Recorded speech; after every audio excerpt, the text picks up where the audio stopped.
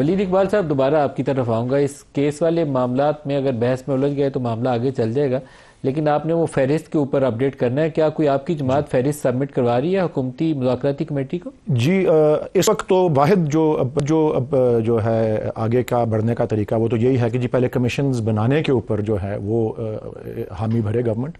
اور میں شاہ خاور صاحب کے ساتھ اس حد تک جو ہے اتفاق کرتا ہوں کہ کیونکہ گورنمنٹ یہ ہیلا بہانہ کر رہی ہے کہ جی جب یہ معاملے آلریڈی کورٹ میں ہیں تو کمیشن بنانے کی کیا ضرورت ہے. تو وہ انہوں نے بالکل ٹھیک مثال دی کہ الیکشن ٹریبیونلز میں کیس چل رہے تھے، ہم نے دھاندلی کی جو ہے ایلیگیشن لگائی ہوئی تھی، اس پہ کمیشن بنا تو کمیشن جو ہے وہ مقدمے چل رہے ہوں، کمیشن بیک وقت پہ اپنی فیکٹ فائنڈنگ کر سکتی ہے. وہ کمیشن والے معاملہ ہماری پارٹی کی طرف سے، مجھے اس وقت بھی میری پوزیشن یہی تھی کہ مس ہینڈل ہوا، ہم اس میں کامیاب بھی ہو سکتے تھے. بہرحال کورٹ نہیں اس پہ پرسویڈ ہوا، کمیشن نہیں پرسویڈ ہوئی ہماری پوزیشن پہ.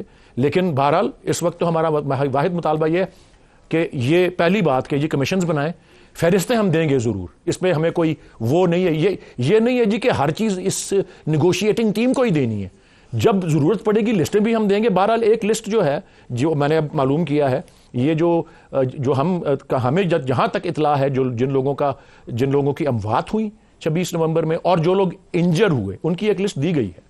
اور اگر یہ بعد کے سٹیج پر یہ آتی ہے بات کہ مذاکرات میں فروٹفل ہوتے ہیں اگر، تو کوئی ایسی بات نہیں، پولیٹیکل پریزنرز کی بھی لسٹ ضرور دے دیں گے. اس پہ ہمیں کوئی وہ نہیں ہے ہچکچاہٹ یا کوئی کسی وجہ سے جو آپ نے کہا کہ ہم لسٹ دے دی ہے یا دے دیں گے. نہیں، وہ آپ نے دو قسم کی لسٹوں کی بات کی تھی نا.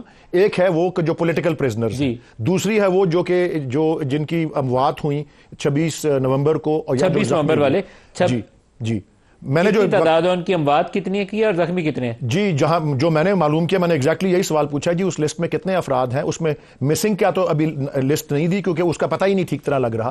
لیکن جو انجرڈ اور جو وونڈڈ ہیں اس میں جو نمبر مجھے بتایا گیا ہے وقفے کے دوران، وہ ہے یہی 13 یا 14 کی جو ہے انتقال کی ہے، اور جو اموات ہوئی ہیں اور اباؤٹ 60 جو ہیں وونڈڈ ہیں.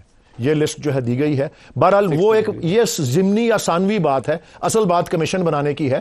اس وقت لسٹوں والا ایشو جو ہے وہ مین ایشو نہیں ہے. کمیشن بنائیں گے، باقی جو چیز ہم سے درکار ہوگی ہم دیں گے، اس کو فیسیلیٹیٹ کریں گے. اہم بات اس وقت یہی ہے کہ کمیشن بنائی جائے 9 مئی کے حوالے سے اور 26 نومبر کے حوالے سے.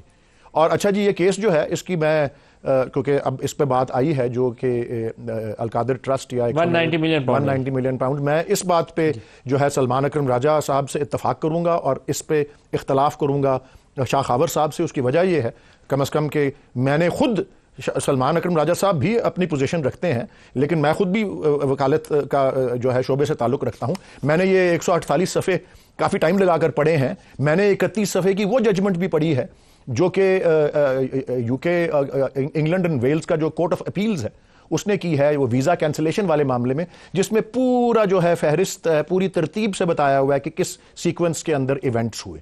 اور میں خاص طور پہ جو موٹی بات کرنا چاہتا ہوں وہ یہ ہے کہ آگے اسلام آباد ہائی کورٹ میں اور مزید جو اپیل کی پروسیس ہے، میں اپنی پروفیشنل رائے میں یہ سمجھتا ہوں، پولیٹیکل بات تو سائیڈ پہ ہے، اس کو وہ ایک علیحدہ ایشو ہے. پولیٹیکل سطح پر بھی اور مورل سطح پر بھی ہم اس کو جو ہے اس کے اوپر اپنی آواز اٹھائیں گے اس فیصلے کے اوپر. لیکن محض فقط قانونی معاملے کے حوالے سے بھی میں صرف اتنا ہی بتا دیتا ہوں، اور بھی اگر آپ تفصیل چاہیں کیونکہ میں نے ساری یہ معاملات پڑھ کے آیا ہوں.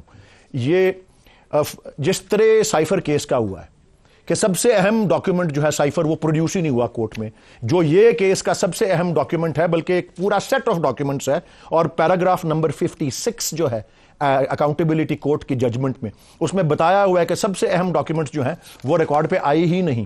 نہ ہی این سی اے کے کسی نمائندے کو طلب کیا گیا ہے، حالانکہ اسلام آباد کے اندر ان کا نمائندہ بیٹھا ہوتا ہے، اس کا نام بار بار ججمنٹ کے اندر آیا ہوا ہے. اور بات ساری ہے ہی یہ کہ دو پارٹیز کے درمیان ایک معاہدہ ہوتا ہے کہ یہ پیسے کہاں بھیجے جائیں گے. کیبنٹ کے فیصلے کا اس سے کوئی تعلق نہیں ہے. عمران خان صاحب نے کیبنٹ، جب وہ معاہدہ ہوتا ہے فریم ورک اگریمنٹ، وہ فریم ورک اگریمنٹ بھی اس پیراگراف 56 میں مینشنڈ ہے کہ وہ نہیں پروڈیوس کی گئی.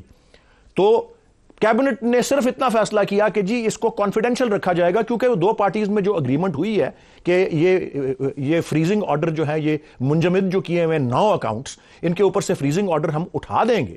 تو وہ پیسے کہاں بھیجیں گے؟ شہزاد اکبر کا کیا رول تھا؟ میں تو کہا نا جی کہ اس کا وہ ڈاکیومنٹس وہ مفروضے کے اوپر جج صاحب نے فیصلہ کیا ہوا ہے. اسی لیے میں نے کہا نا سائفر کیس کی طرح اس کیس کی بھی، اس فیصلے کی بھی انشاءاللہ تعالی میں اپنے پروفیشنل اوپینین میں سمجھتا ہوں کہ دھجیاں اڑ جائیں گی اپیل کے پروسیس کے دوران. اس کی ایک وجہ بہت سی دیگر وجوہات کے ساتھ شامل ایک وجہ یہ ہے کہ سب سے سینٹرل ڈاکیومنٹ جو اس سارے معاملے کا ہے اور سیٹ آف ڈاکیومنٹس وہ کورٹ کے ریکارڈ پہ ہی نہیں ہے. کورٹ نے مفروضوں کے اوپر اپنے جو ہے نتیجے پہ پہنچے ہیں.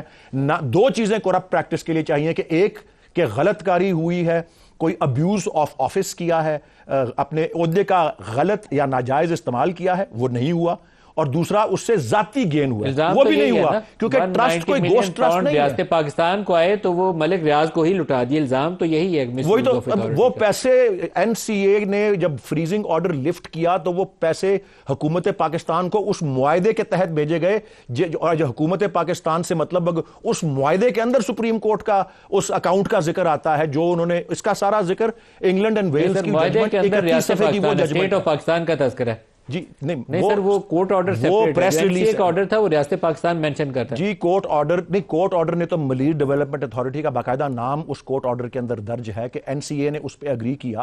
این سی اے کو بتایا گیا کہ جی یہ پیسے, این سی اے ان پیسوں سے ناخوش تھی, انہوں نے اس کے اوپر کرمنل چارجز نہیں پرسو کیے. ایک سول سیٹلمنٹ دو پارٹیوں کے درمیان ہوئی, ان دو پارٹیوں نے طے کیا کہ ہم اس کو پیسے کو فلاں اکاؤنٹ میں بھیجیں گے. یہ ان دو پارٹیوں نے آپس میں طے کیا.